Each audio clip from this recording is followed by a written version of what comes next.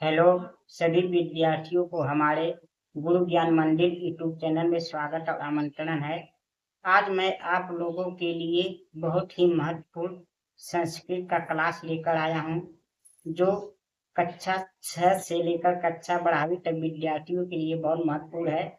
आज ही मैं आप लोगों के लिए संस्कृत के क्लास में आकारांत स्त्रीलिंग शब्द रूप को लेकर आया हूँ, जिसमें मैं आपको आज बताऊंगा कि आकारांत स्त्रीलिंग शब्द रूप कैसे बनाते हैं, क्योंकि ये बहुत से सैकड़ों हजारों रूप हो सकते हैं संस्कृत के, जिसे विद्यार्थियों को याद करने पढ़ने और लिखने में बहुत कठिनाई होती है। वो इन रूपों को याद ही नहीं कर पाते हैं। इसलिए मैं आप लोगों को इसे आसान विधि द्वारा, नियम द्वारा याद करने के तरीका को लेकर आया हूँ, जिससे आप आकारांत स्त्रीलिंग शब्द रूप को, चाहे सैकड़ों हजारों रूप हो, आप इस नियम से याद कर सकते हैं। बस आपको एक वीडियो देखना है, उसके बाद आप आकारांत स्त्रीलिंग शब्द रूप को अनेक रूप बना सकते हैं। चलिए देखिए, ये आप लोगों के लिए बहुत महत्वपूर्ण संस्कृत का क्लास होगा। चलिए देखते हैं। आकारांत स्त्रीलिंग शब्द रूप। आकारांत का मतलब क्या होता है? जिस शब्द के अंत में आ की मात्रा हो उसे आकारांत कहते हैं, और ये संस्कृत में अधिक स्त्रीलिंग में ही होता है, अंत में आ की मात्रा, और बाकी हर जगह नहीं होता है। इसलिए आप इसे याद रखिए। स्त्रीलिंग मतलब नारी यानी लड़की का रूप जो चलता है उसे कहते हैं। देखिए, आपको कोई भी, जैसे हो गया बालिका, लता, शिखा, शाखा, जंगा, सैया, रमा, नासिका आदि, ये सब क्या हैं?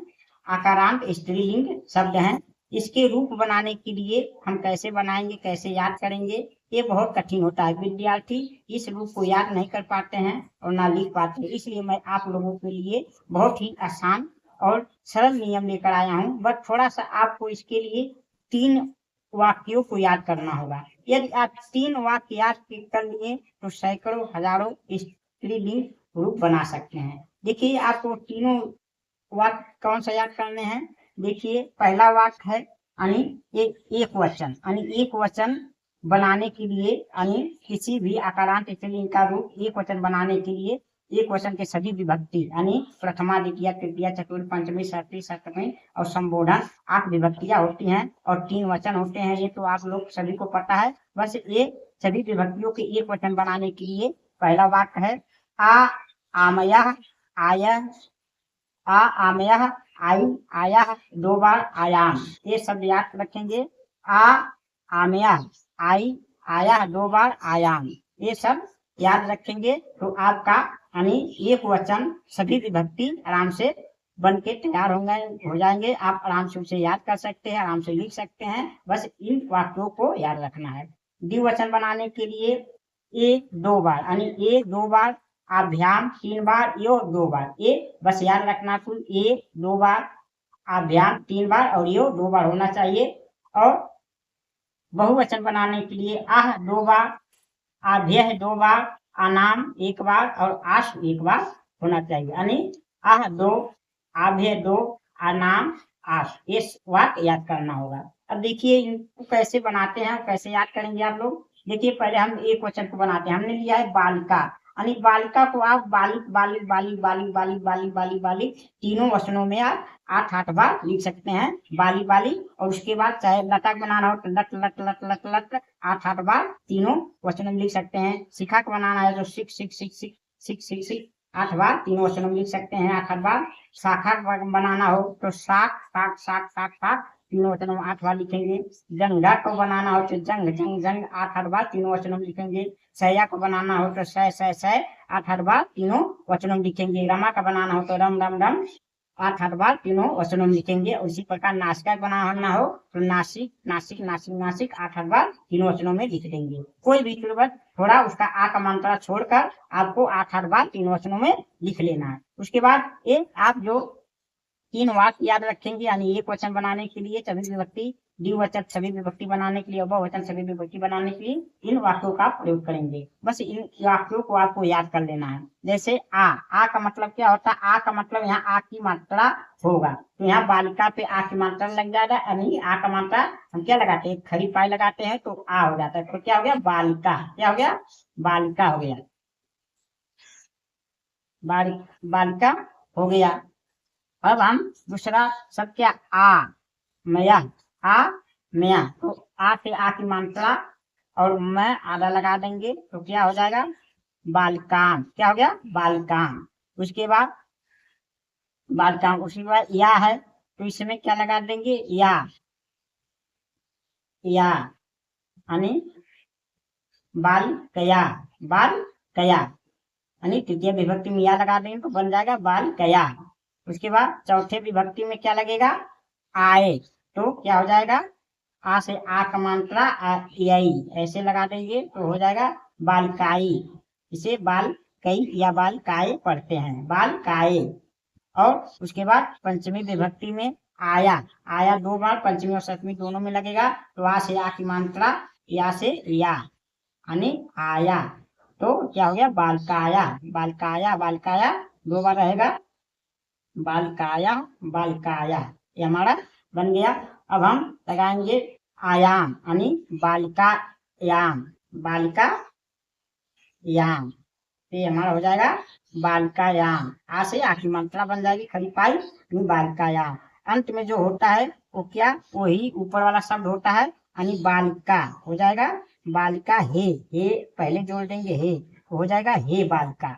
इस प्रकार हमारा बालिका का एक वचन सभी विभक्ति बनकर तैयार हो जाएंगे, आपको आसानी से याद हो जाएंगे। जैसे बालिका, बालिकाम, बालिकया, बालिकाई, बालिकाया, बालिकाया, बालिकायाम, हे बालिका। इस प्रकार हमारा एक वचन बनकर तैयार हो गया। अब आसानी से इसे बना सकते हैं, याद रख सकते हैं और लिख सकते हैं। अब हम देखते हैं द्विवचन बनाने के लिए, यानी द्विवचन का हमारा दूसरा वाक्य क्या है? हमें याद रखना है ए दो यानी ए दो बार, अभ्याम तीन यानी अभ्याम तीन बार, यो दो यानी यो दो बार यूज करना है। तो देखिए बालिक लिखे हैं तो बालिक के एक मतलब एक का मात्रा लगा के तो क्या हो जाएगा?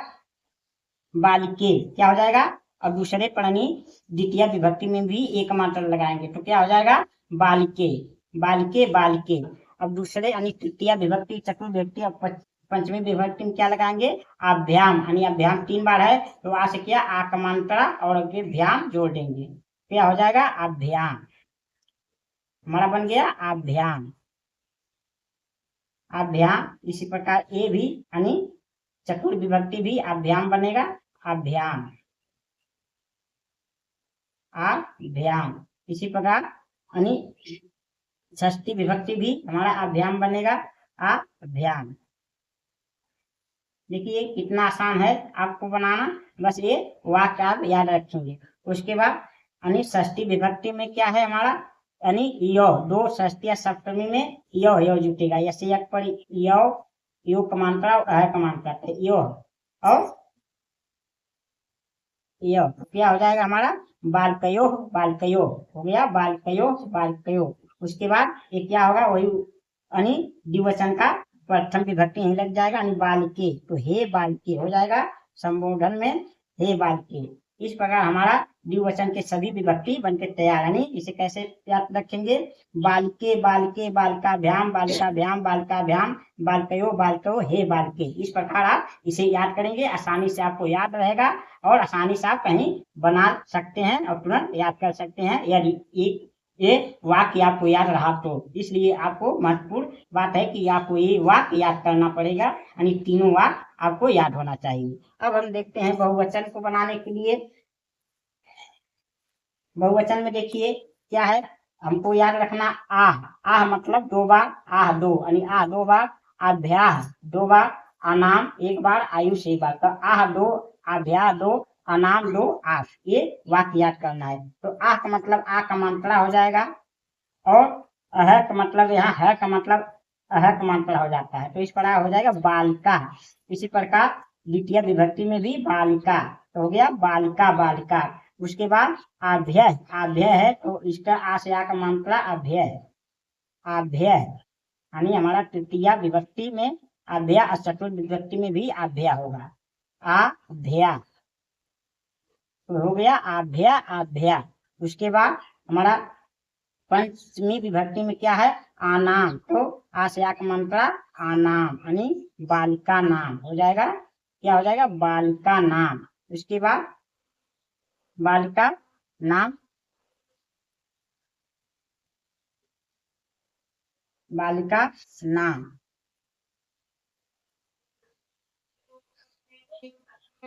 बालिका नाम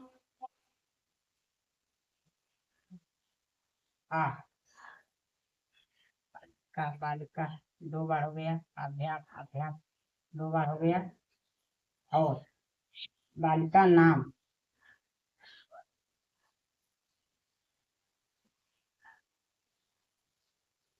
यानी बालिका लीजिए, यहाँ 3 रहेगा, यानी ये जो है वो क्या रहेगा, 3 अभ्याम 3 बार रहेगा, यानी अभ्याम 3 बार रहेगा, तो यहाँ भी यानी पंचमी यानी पंचमी विभक्ति में भी आभ्या रहेगा, आभ्या आभ्या रहेगा, आभ्या। अब इसमें रहेगा आनाम यानी बालिका नाम, यानी षष्ठी विभक्ति में बालिका नाम रहेगा, षष्ठी में रहेगा आस यानी आस, बालिकास हो गया, बालिकास हो गया। इसके बाद एक क्या रहेगा, पहले बार बालिका हो जाएगा, बालिका तो हे पहले लग जाएगा, यानी हे बालिका। इस प्रकार हमारा हो गया है बनकर तैयार बहुवचन, यानी सभी विभक्ति, प्रथमा विभक्ति, द्वितीय विभक्ति, तृतीय विभक्ति, चतुर्थ विभक्ति, पंचमी विभक्ति, षष्ठी विभक्ति, षष्ठी विभक्ति, अष्टमी यानी संबोधन।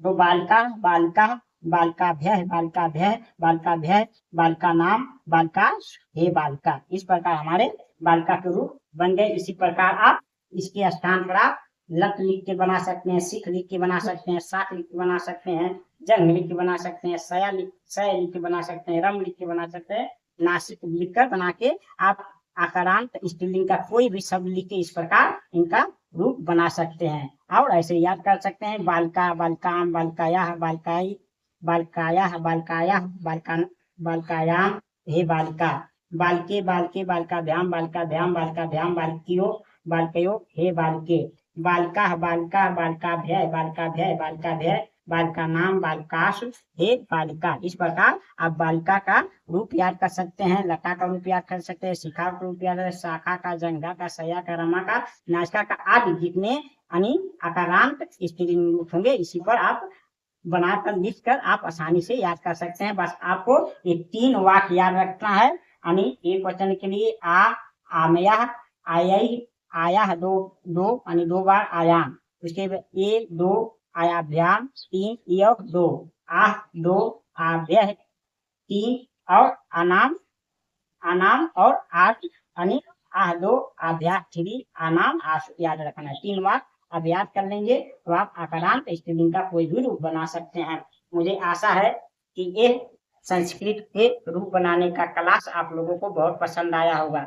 यदि आप लोग को ये वीडियो पसंद आया हो तो जल्दी से लाइक, शेयर और हमारे वीडियो पर कमेंट करके बताइए कि आप लोग को अच्छा लगा कि नहीं। यदि अच्छा लगा है तो आप लोग हमारे गुरु ज्ञान मंदिर यूट्यूब चैनल को सब्सक्राइब करके अपना सहयोग बड़ा प्रेम दीजिए, जिससे हमारा उत्साह और बढ़े और मैं आप लोगों के लिए अच्छे से अच्छे वीडियो तैयार कर सकूं। और तब तक अगले वीडियो के लिए आप लोगों का बहुत बहुत धन्यवाद।